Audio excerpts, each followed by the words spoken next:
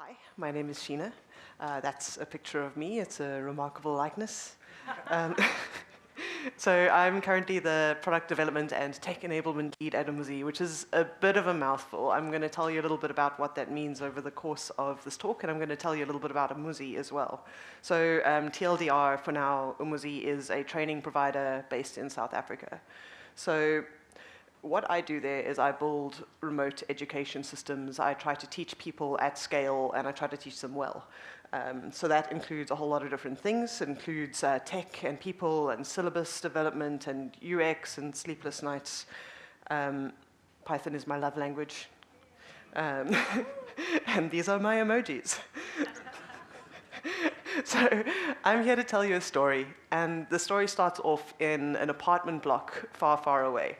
So the location is JeppesTown in Johannesburg, South Africa, and it starts off looking like this. So what we're looking at there is actually a parking lot in the bottom of an apartment building that was rented out and turned into a bunch of studios. And you can see a whole lot of people in there being fairly productive and fairly unproductive and standing really close together and using sticky notes and whiteboards, and that's just unhygienic. So what we're looking at here is a place called Umuzi, where I worked. So Umuzi is a word in isiZulu. isiZulu is one of South Africa's many official languages, and Umuzi does not have a direct translation to English, but it means home, sort of. So that's our working definition.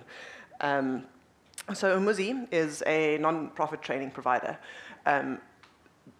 Since all the events in this talk, we have pivoted somewhat. We do still do training, but we do a bunch of other stuff as well. But at the time, this is what we were doing. We work to find high potential and underemployed youth. So basically, we would cast a really wide net, and we'd advertise online and do word of mouth stuff and get people to fill out aptitude tests.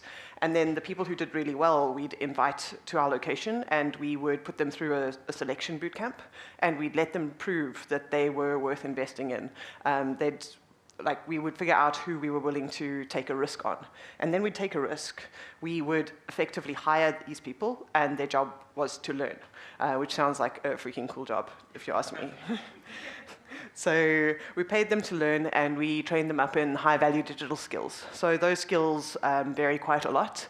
We've got, I was involved in the technical stuff, so data engineering and web development. We do data science, Java, mobile development, things like that. We didn't take one person and train them in all of that stuff. We'd take one person and specialize them in one thing and get them to be really good at one thing.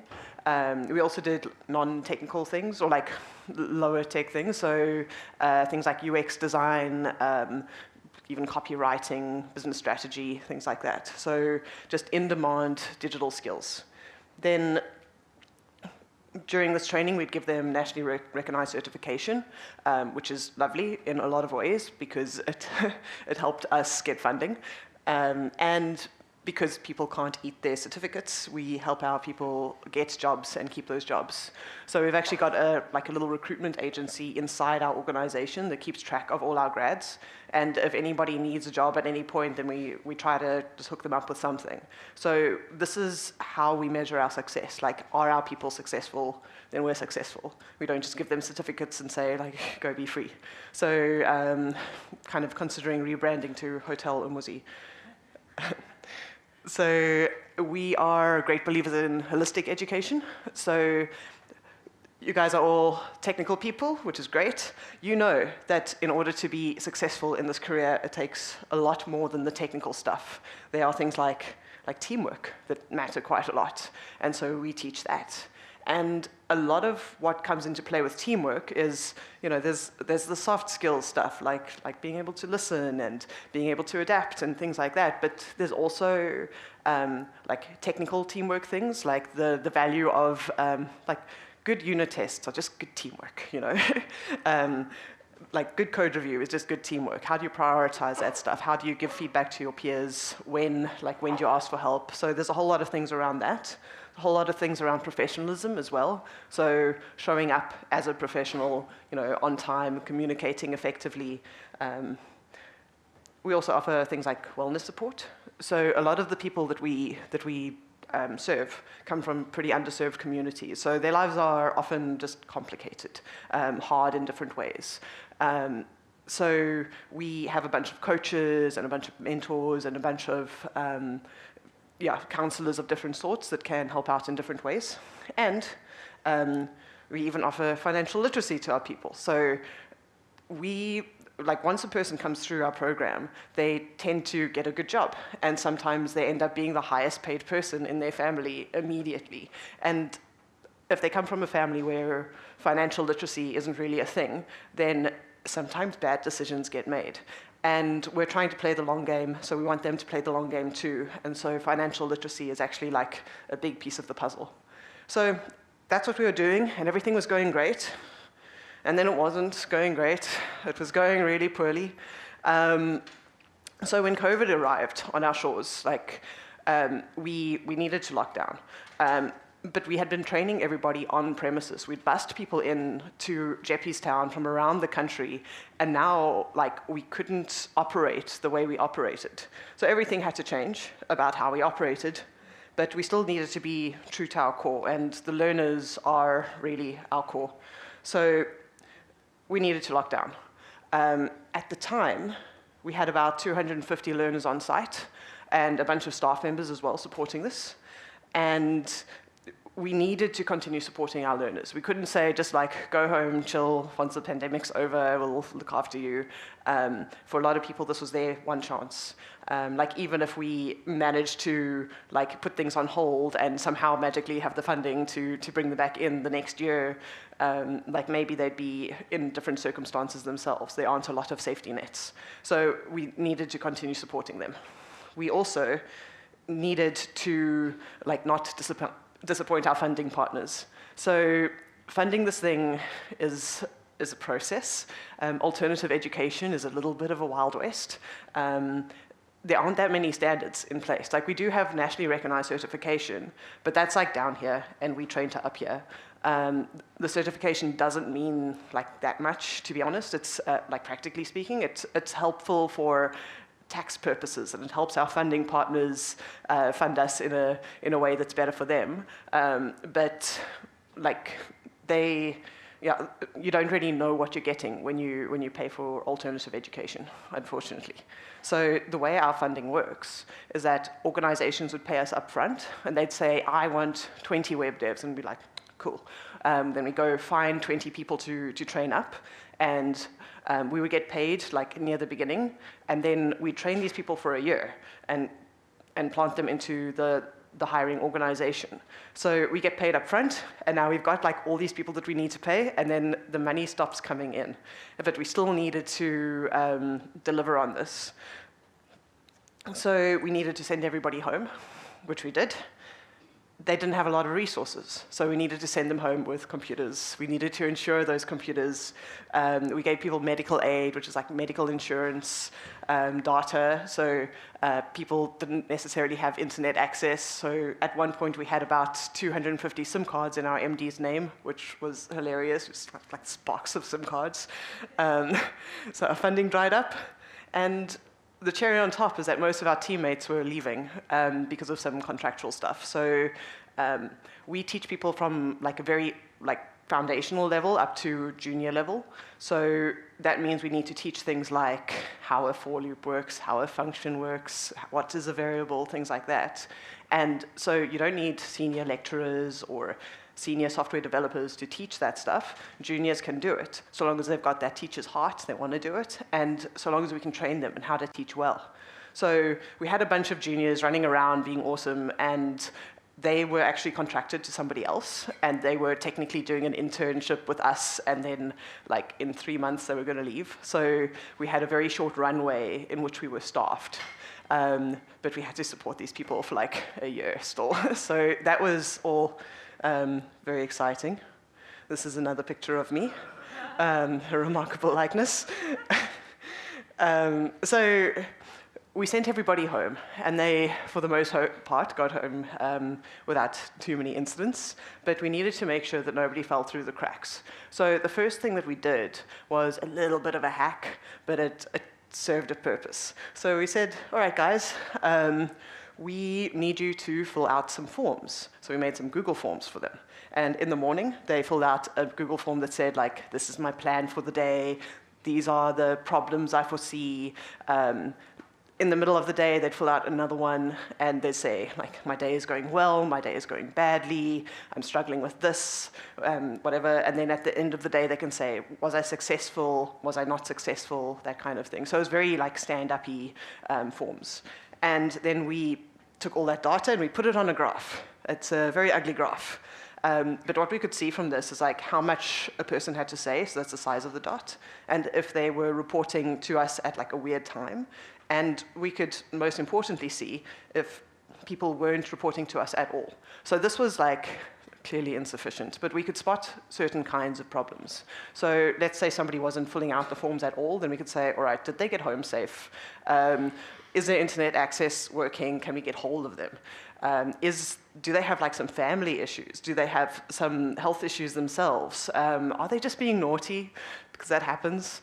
Some people went home and then their parents were like, yeah, we don't believe you're working, go do the dishes. And so we had to write letters to people's parents to say like, no, this is legit. They're not just, they're not just like trolling you. So this was useful, but clearly insufficient. So what we needed, like we're a school, we needed people to be able to hand in projects. We needed to be able to track their progress through things and their competencies. We needed to be compliant with our NQF assessors. So that's the nationally recognized certification I mentioned. We have external people who look at how we train people and they give us their stamp of approval or not. And we're like, this isn't gonna work. We need a plan. And other obvious school stuff, like there's a lot that comes into play when running an education facility. So we're like, do we need an LMS? So LMSs are learner management systems. They exist out there in the wild. There are open source ones and closed source ones that you have to pay, and they're very shiny and cool. We needed to manage our learners. This is what we needed. So we took a look around at what was available. And learner management systems tend to follow a certain pattern. They have a few core features that you see again and again. The one core feature is that they allow you to set up curriculums by filling in forms. They've got these WYSIWYG forms or these rich text editors, and that's nice and all, but like we already had a syllabus. So we have like a Hugo-based static website thing. So we basically have a bunch of markdown files with a bit of YAML front matter, and that gets turned into HTML, which we serve as a website, and our learners had access to that already. And it's all in Git, which is lovely. So if we needed to port this over into some like WYSIWYG application, that would be data capturing, which like people shouldn't do that. It's not nice. Or hopefully they have good APIs, which they don't. And then on top of that, it just makes a bottleneck. So it would mean that only certain people can edit the content and other people can't, and we'd lose out on Git. So it's just like, no, I don't want that. I don't want that. And then it keeps your content super secret. But we like open source, like our stuff's out there for free, anyone can use it. For a while, this lady from India was making our Java content better. I was just like, cool, thanks. Who are you? This is wonderful. So we wanted to keep that. They tend to also have all sorts of cool reporting, and that's important. Like you need to monitor how the learners are doing. You need observability on these people, but education comes first. So like if we just choose something because it's got the coolest reporting, then that's not good. So it's like, all right, cool, what do we actually need? Firstly, we need to reduce our dependency on staff like very, very drastically. So for that, we need peer-to-peer learning, we need automation, so we need control over what's happening in the back end of this thing. We also needed to simulate a real work environment as much as possible, which is a weird thing to say for somebody who's an education provider, but the way we work is we take noobs and we turn them into professionals. So the best way to take somebody who is not yet a professional and turn them into a professional is to put them into a professional working environment and hold them to professional standards. So eventually they hold themselves to those standards. So initially they arrive with us and they do all sorts of like weird, crazy things, and then eventually they're like, oh, cool, like showing up on time, that's the whole thing. So sometimes it's, yeah, you can't be frustrated. People come from very different backgrounds. So most LMSs are just like really clever textbooks, and textbooks are great. I love textbooks. I have benefited from textbooks, but it wasn't what we were after. We also wanted to teach technical education as a first-class citizen. So LMSs generally have plug-in systems and things like that, where you can maybe plug into GitHub and it can make repos and things, but it's always an add-on on the side. It's never the main point. So that didn't work. Another thing that we really wanted to support was self-paced learning. So I'm gonna, this is a little bit of a detour from the technical requirements. I'm gonna talk a little bit about the process of teaching people. So in a normal classroom situation, if you have a whole group of people going through the same course, you have a lot of people who are able to move at the average pace, and then you have some people who typically like to move a bit faster, and you have some people who move slower. And this could be because of differences in aptitude. This could be because of differences in home situations or health situations or all sorts of different things, but you get this normal distribution. So if you teach at the average pace, the people who can move a little bit faster, you're underserving them. They could move faster, they can do more. And then for the people who are a bit slower than the average pace, they're suffering. They are wondering if they're in the right place, if this is the right career for them. They are getting stuck. You're putting them in desperate situations, and then they do desperate things, and you're like, oh, that was naughty. So if you just take away that forcing people to move forward when they're not ready, a lot of good things happen. So there's this thing called mastery-based learning.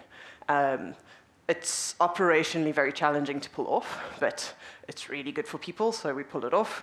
The basic idea is that you give a person a thing to learn, and then once they've learned that thing, once they've mastered that thing, you give them the next thing to learn. It sounds pretty straightforward. Usually school doesn't work like that. Usually people are forced to move forward before they're ready. So the basic idea is you give them the thing to learn, you check if they've mastered it. If they haven't, you give them support. And then you just keep them in a holding pattern there until they're ready to move on, and then they move on. So in a school situation, this is operationally challenging. It is a bit heavy on the teachers, but it's just the best thing for students. And it's pretty clear why. I mean, skills stack on top of other skills. If you wanted to teach a person how recursion worked, you can't do it if they haven't mastered functions yet. It's just not going to work out. Same thing for looping over multi-dimensional lists. They have to understand lists, and they have to understand loops first. So rushing through the foundational skills just doesn't make a lot of sense. So we wanted something that could handle that. I mean, people are more satisfied with the instruction they receive if they go through things like that, because the instruction is for them. They don't get fed lessons they don't need, and they do get the support that they do need. So that's great. It improves aspects of the growth mindset. Have you guys heard of growth mindset? Just a few people. Oh, it's so good. Google that, it'll change your life. It's so good. So basically people are led to the conclusion that if they put effort into the thing and continue at it, they can get through it, they can get over it, and they can move on to harder things. If you put a person in a situation where they fail, and then you just say, okay, cool, next thing, oh, you failed again, oh, you failed again, then they tend to internalize that failure, that I can't get myself over the hump. But if you give a person enough support that they can actually overcome the challenges that you put in front of them, then they learn oh, I can overcome challenges, which is a pretty big deal. It decreases the amount of variability between learner outcomes. So because you don't take away people's foundations, their chances to learn the foundations, they can actually learn the harder stuff. They're more likely to stay on task because there's a consequence to moving off task. So if you're learning a thing, and the only way to unlock the next thing, the next cool thing, is by finishing this, and then you finish it. If you're going to move forward one way or another, then it doesn't matter. You can just mess around. So that's mastery-based learning. We wanted to be able to do that kind of thing in our system. So our superpower as Umuzi is we're very innovative in how we teach. We take things like mastery-based learning and other science-backed approaches to teaching that are operationally really challenging, and we do our best to pull them off. So if we took an off-the-shelf product and we're cool, we are just going to work inside this box and color within these lines, then that that restricts us. So we didn't want to lose our innovations, and we didn't want to restrict our further innovations. And so we built. So we built this thing. We were like, okay, we're going to build. What are we going to build? Like, that's always the toughest question. So we had a couple of core concepts. The first thing is that our syllabus is already code. So like infrastructure as code is a thing. So we were like, our syllabus is code. That's clever. Let's do that. Kanban is also a whole thing. So Kanban boards are fairly normal in software development and other industries because they're really, really good as prioritization mechanisms and as ways to spot different kinds of bottlenecks and different kinds of trouble. So we wanted to use these concepts. So you don't need to read that. I know it's tiny, but I just want to point out a few things. So this is a couple of files from our syllabus. So we have some markdown at the bottom. That's just text that our learners would get access to. And then we've got all this like YAML front matter. It's just configuration. So Hugo, the static site generator that we're using, has its own required front matter. So we just beefed it up a bit. We added a few things. So now what we could do is add behavior onto our different pieces of content. So what we would do here, so with this one, it's a project. So it's like, cool, there's a deliverable associated with this. It's a repository that's going to get created. It has to be done in Python, and it's got certain prerequisites that need to be met. The one on this side, it's like also a project, and it's got different prerequisites. And this one can be done in JavaScript or TypeScript or a front-end framework. So if, for example, we wanted the learners to do this project in React and TypeScript, then they'd have to do the prerequisites in React and TypeScript when those flavors were available. So this can then be thought of as a graph. It's a knowledge graph. Each node here is a piece of content, and we have prerequisites for that content. From that, we can say we want the learner, a specific learner doing a specific course to hit certain requirements in a certain order. And from that, we can say, here's the entire graph of the things that they need to hit. And from that, we get a backlog.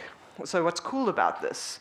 So remember earlier on, I was saying we train youth. So technically, youth is somebody below 35 years old. We actually teach adults, but like young adults. So we treat them like adults. So we give them an amount of agency in what they want to do next. So we won't say, like, you have to do things in the specific order. We say, like, cool, here's a Kanban board.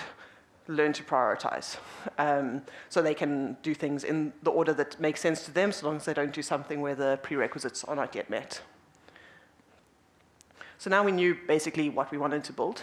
The next thing is, like, what are we going to build it in? So we needed to build really fast. So we didn't need the thing to be really fast, although that would be nice. But we needed to develop the thing quickly because our team was going away and all sorts of craziness. Very, very resource constrained. And we needed to support a lot of learners immediately. So it needed to be something really robust. We couldn't, like, if we rolled something out and it had bugs, it would just like immediately trip up 250 people, which would be terrible. So it needed to just be like solid. And we wanted to have a modern front end. We wanted modern front end tooling. So, and the last thing that you should generally consider when building out a new project is, like, what is the team going to look like? So with this, I mentioned earlier that we have junior developers running around and helping with supporting our learners. So that's fantastic. They should be building stuff too, because it keeps them sharp, it keeps them aware of, like, why we teach different things. Otherwise, it becomes a little bit like parity. You know, like they don't know the reason behind things. We don't want to make people who cargo cult. So by getting people to build, it keeps them sharp, and it gets them to understand, like, the benefit of the different things that we teach so that they can, like, hold up those benefits too. So our future team would be a bunch of juniors. So it's like, cool, we need to build stuff in the tools that we teach, and we need to use tools that are themselves good teachers. And so here's the stack we ended up with. So Hugo, we spoke about. We used Django in the middle. And then we exposed some APIs using Django REST framework. And then the front end was made with the React stack. And that worked really, really well. So yeah, so one thing about the stack, at the time, this was the best decision, and I stand by that. We're actually rebuilding it in some slightly different tools. So we're getting rid of the React side of things, and we're redoing the front end in HTMX and Alpine.js. So if you need to make a decision about a tech stack, try these things out because they're awesome. Yeah, so we use Django. And Django is the framework for perfectionists with deadlines. Now, I'm sure that a lot of you guys have used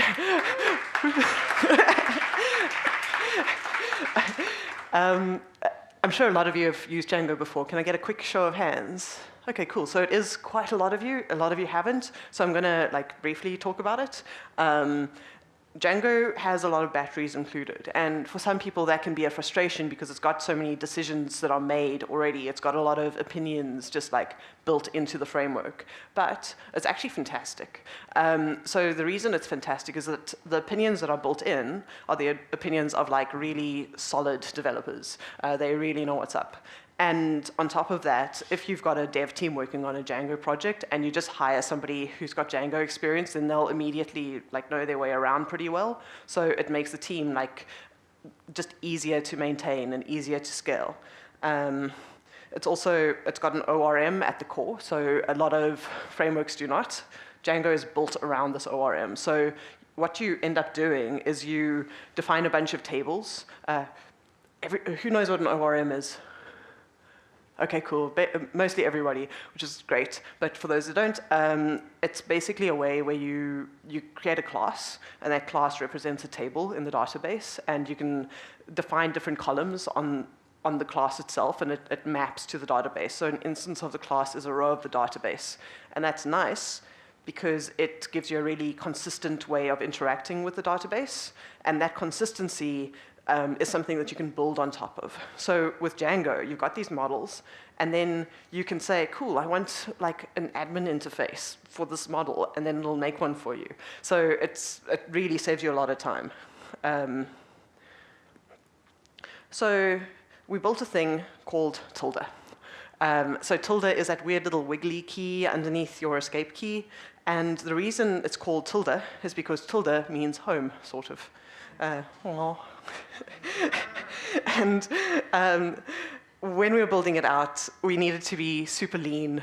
We needed to focus on our users. We couldn't have any hint of scope creep because there just was not time.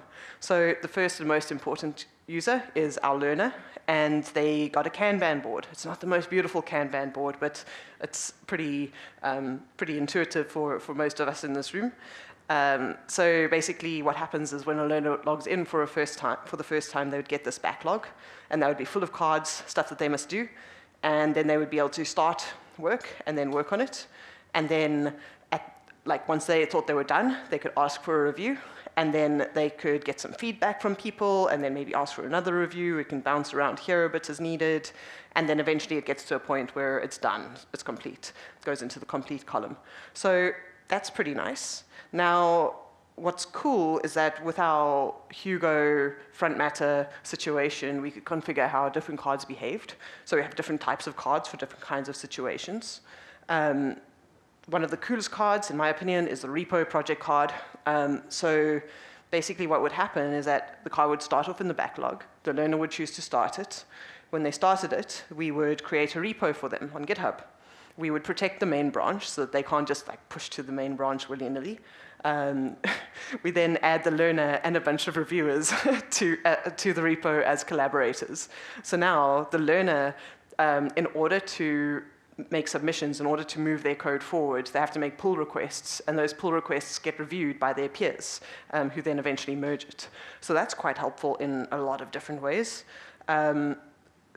So we get our learners to peer review each other, which is very helpful because it saves us time. But it's not just about saving us time. It's actually really good for them as well. I mean, as a professional developer, you should know how to read code. You should know how to communicate about code. You should know how to give feedback to your peers. If a learner has finished a project, then they get to review that type of project. If they haven't done that project themselves, they don't get to review it. So it stops people from just cribbing off each other and copying each other. But what's cool about that is it gives them spaced repetition. So spaced repetition is basically like if you learn a thing, you don't want to just learn it once. You want to go back to it and check it out again and again. And then that just makes it solid. It helps you to remember. The other thing that's really nice about it is that if a learner does a project and then they review someone else, they get to see a different way of approaching the same problems. So it's really good for the reviewer. It's really good for the person under review. It does add complications because like learners are all very chaotic and need to learn how to do these things well. But it gives us the opportunity to teach this level of professional skills as well. So that's cool, and communication skills. The next thing that's really interesting is the review and feedback columns. So Kanban's great because it lets you troubleshoot workflows. So the way the review and feedback columns work is that once something is put into review, basically anybody who's reviewing the card can move it back into feedback, into the review feedback column. So any learner can say to another learner, hey, task 6, you didn't quite get it, and that's fantastic. But eventually you get to a point where the card is in review and it's actually like ready to go, it's done. At that point, the learners will like give each other thumbs up. They'll say like, it looks good, you've done it. But it'll stay there until a trusted reviewer moves it to complete. And the reason for that is because the learners like sometimes aren't great at giving feedback, or sometimes they don't know about the different code smells yet and things like that. So we always have like somebody trusted do the next step. So what's cool about that is that we can pay attention to how cards move between those 3 columns, and that tells us like how to fix different kinds of problems. So if a card is bouncing, if a card like gets approved by a bunch of learners, and then a trusted reviewer looks at it and they're like, nah, you missed something, then it probably means that there's a knowledge gap in that group of learners was associated with that card, and that knowledge gap can now be filled. If a specific learner has a card that's like bouncing back and forth a lot, then it means they need help, or it means that their reviewer is being weird, but we can look at it and we can at least debug it.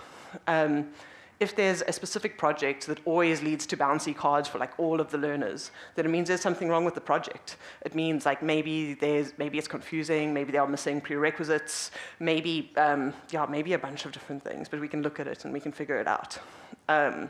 If a specific reviewer is always associated with extra bouncy cards, it's like maybe they are not understanding the project specifications, maybe there's an anti-pattern in play.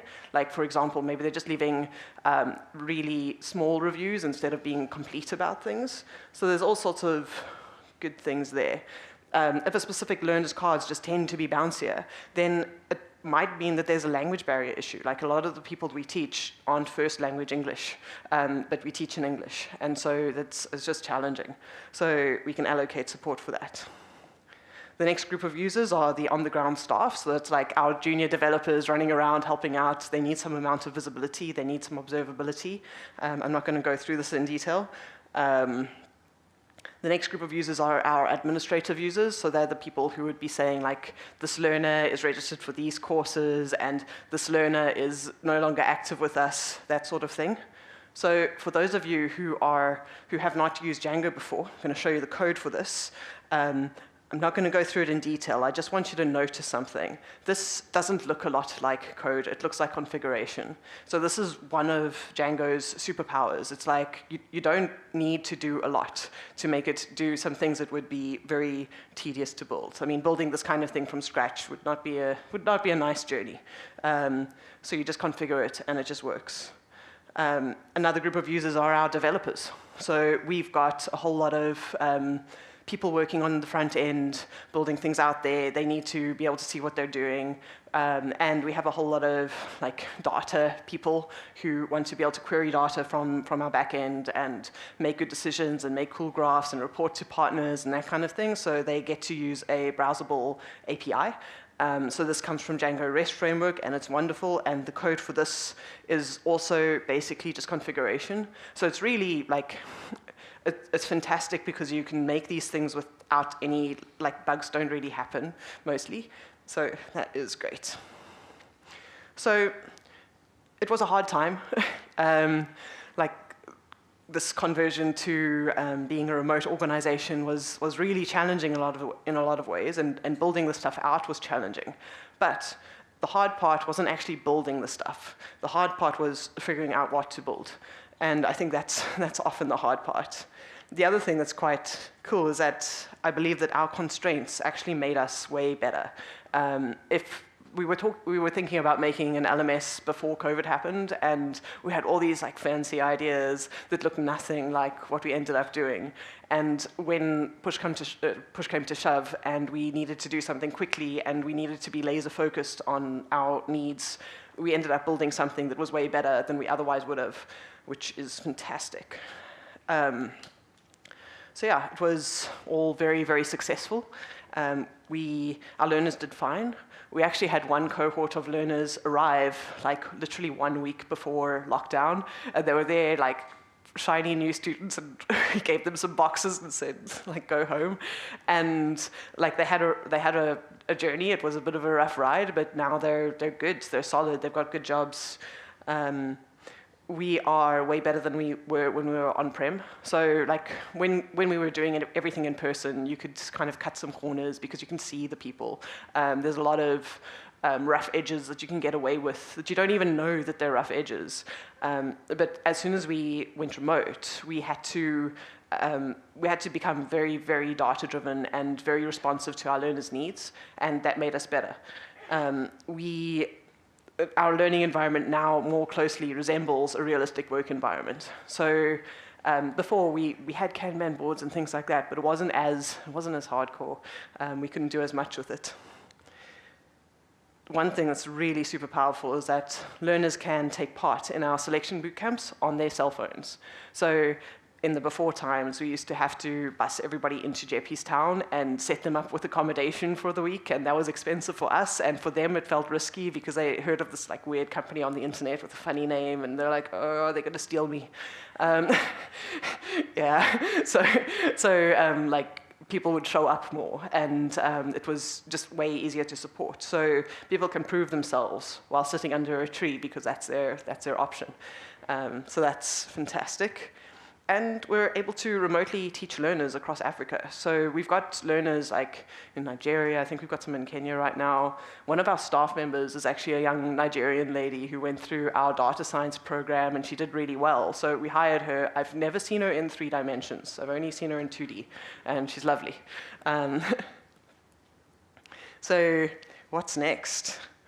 So Umuzi as an organization has not only survived COVID, but we've grown through it, which is fantastic.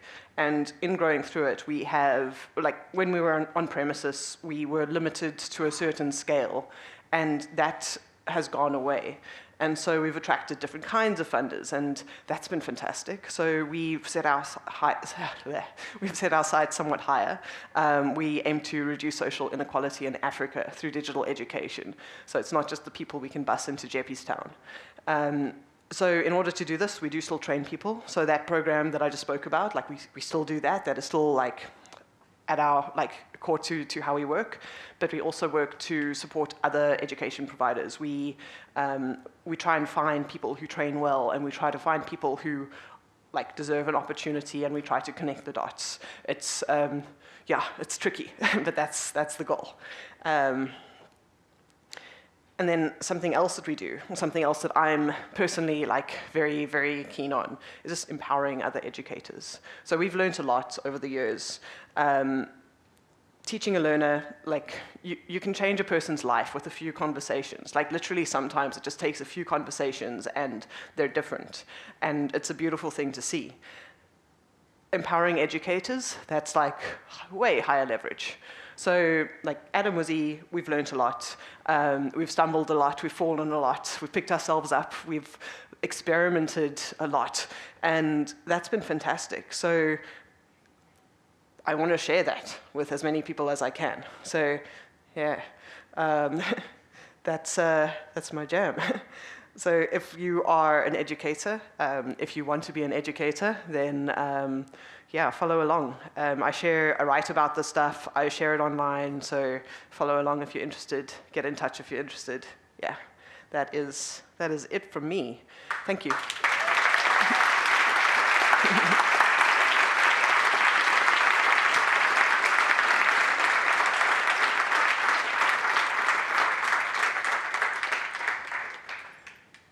Thanks. Thanks a lot, Sheena, for your inspiring keynote. So we have a lot of questions. Awesome. I start with the first one. How long did it take to create the Tilde MVP? And did you just use the Google Form solution in the meantime? Yeah. So the Tilde MVP, it did take us like 2 months, 2.5 months, something like that, to get it up. And we did use the attendance MVP in the meantime. Like we had some other things in place as well. We did have like another form where people could submit their work, and we did have like they had the syllabus as well. So it wasn't just like, what do you feel like today? Like there was some guidance for the learners, but that was the core of it. And we had our juniors being their best selves. Yeah. Do you train people also about defending their rights in the workplace? To an extent. So we do have various kinds of coaches and whatnot, and we do have a course on work readiness that we give people at the end of their education with us, and that'll go into things like the job hunt, but also things like how to negotiate, and when you're in an interview, you're also interviewing the interviewer, and that kind of thing. So it's not direct, but it is something that we touch on. I've been asked to ask this aloud. What wider, more general lessons do you see for us in this discovery that remote working can force us not to cut corners or take shortcuts around rough edges that we might otherwise be allowed to? Oh, it's such a big thing, because those rough edges exist not just in education but everywhere. Like if you have like a slight communication bad practice in person, then suddenly it blows up as soon as you're remote. So I'm not really sure what lessons are transferable beyond paying attention a lot. I think there are some like remote work best practices that we teach our learners, but we also try to use amongst ourselves in our teams. So things like multimodal communication. If you tell a person a thing, it's not going to stick. You have to tell them a few different ways, especially if you're working with a team of people.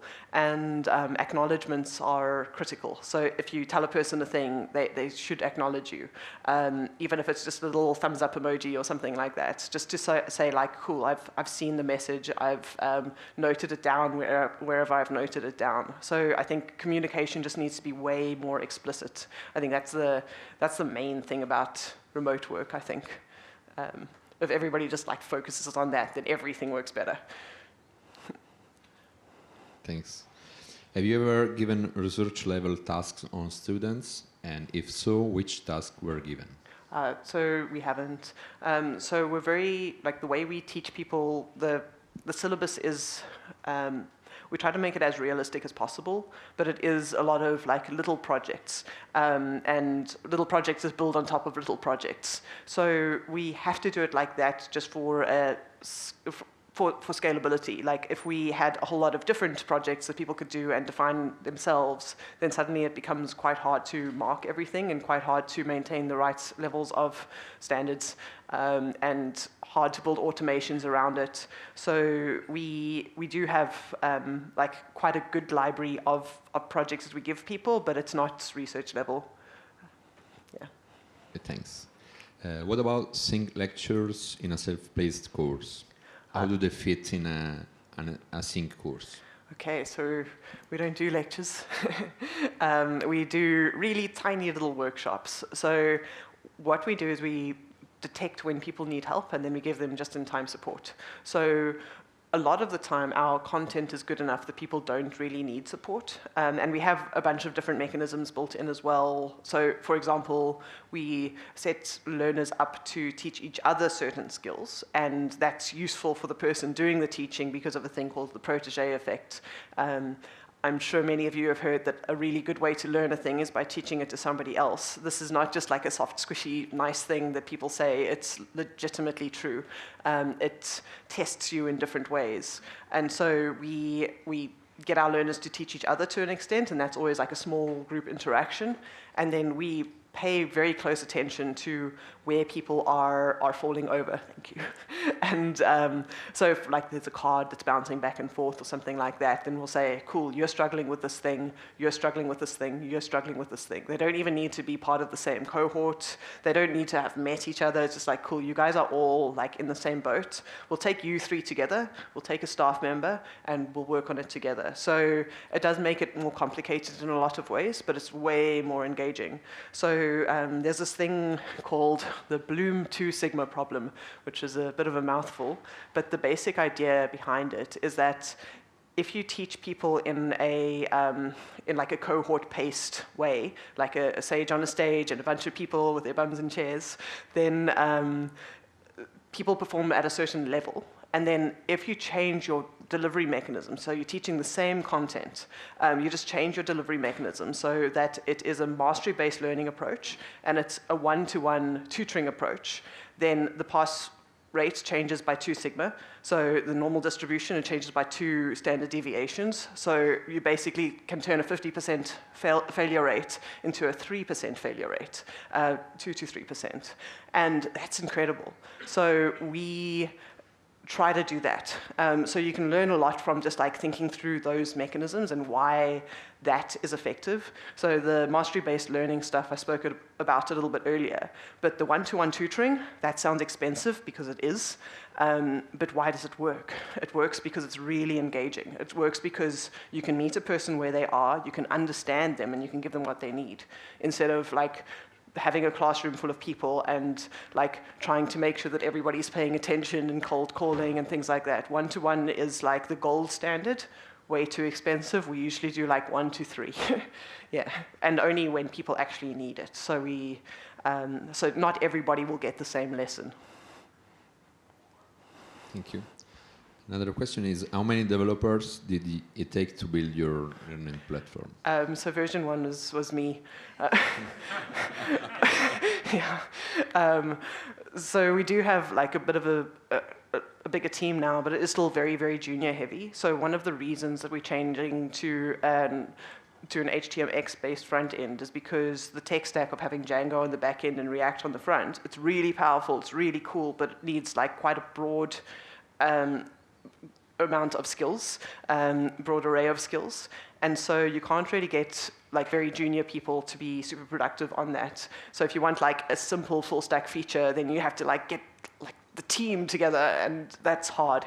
So so yeah, like now we've changed it to HTMX, and that makes it much easier for other developers to just like pop in and get to work. It's like way, way easier, and it does everything we need.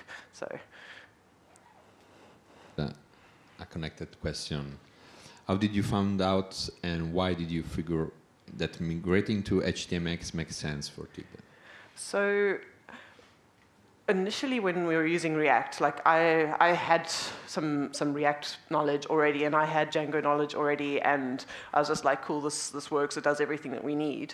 And I think I assumed that it would be easier to onboard junior developers onto the stack, and it's like, I was wrong with that. It was a giant mission, and it was very inefficient, and it was just like hard to get other people to be productive. Like everything would just take forever. So I think if people were focused on like one part of the stack, if we were just doing a React application or just a Django application, it would have been like much better, but we weren't. So I knew we needed a solution. And then on top of that, we are dealing with people in underserved communities. Like internet access is an issue. Like sometimes the networks are slow, sometimes the computers are slow. I mean, we still give computers to our students when they need it, which is most of the time. But we can't give them great computers because it's expensive. So they've got these like clunky, terrible things, and our applications need to work on their computers. And if we're just like eating up all their RAM, then that's no good. So I knew we needed something like lightweight from a network perspective as well, and from like a RAM usage perspective. And so I was looking around and thinking about it and like, oh, maybe we should use lit elements, that's cool. And I went to a Django con in the US, and that was actually last year. And I saw a talk on somebody who had ported a React application to HTMX, And I was just like, damn, I thought HTMX was just one of those new popular web dev things, because web development is like, there's so many fashionable things that come and go. So it wasn't something that I had really registered. And I just got to talk to a bunch of people about it and about their experiences with it. Like, that conference was super useful. I learned so much because I could just corner people and pick their brains. And I went home, I made a little proof of concept immediately. I was like, okay, can I do this? Can I do this? Can I do this? Oh, that was easy. Okay, cool. And then it just made sense. Yeah, it's so lovely. It feels like old school web development, but in a good way. It's like nice and simple again. Thank you. Yeah. I confirm that HTMX is great. So the next question is, what age was the youngest learner you worked with? And is it difficult to spread your education around different ages and background? So the youngest we've worked with, I think, is like 18 or 19, something like that. So one of the challenges with our qualification is that people need to have finished high school maths. They have to have passed high school maths in order to qualify for entering our qualification, and we don't currently teach maths. So that's the youngest. We haven't really found any issues with teaching younger people. Like, sometimes they're just a bit more chaotic, which is completely fine.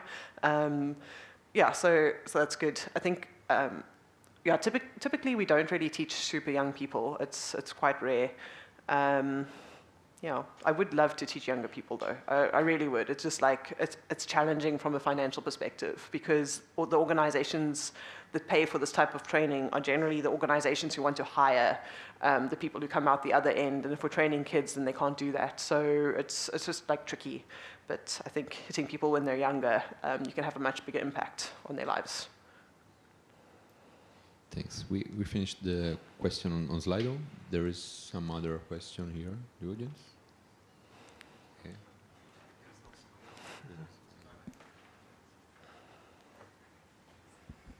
I really don't want you to pick on other projects, so feel free to pass on this if you're uncomfortable. But what specifically, can you speak to what made you not use OpenEdX for this project? Because Django and React and everything, that's what OpenEdX does as well. So what was it that you looked at and where you said, that's not for us? I don't actually know that much about OpenX. Okay.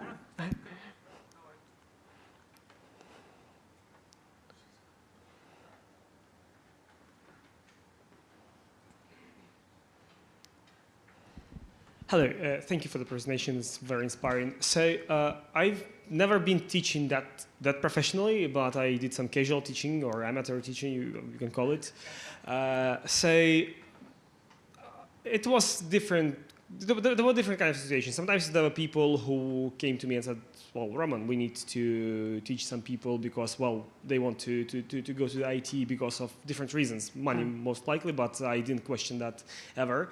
Then I tried to teach war refugees from Ukraine and, well, small group of female who fled the country and they weren't qualified to do anything else. So IT is the only thing I know, so I naturally decided to help them with that. So I had several approaches to teaching in my life, and then for me, the biggest issue that I always face with teaching people IT stuff is that when they actually realize that you have to do something, not just sit in front of the computer and get wire transfers to your bank account, they usually lose motivation to do it. And my success rate for now is that, well, out of around 11, maybe 12 people, I cannot recall correctly, just 2 got the permanent employment in the industry. So how would you tackle this situation?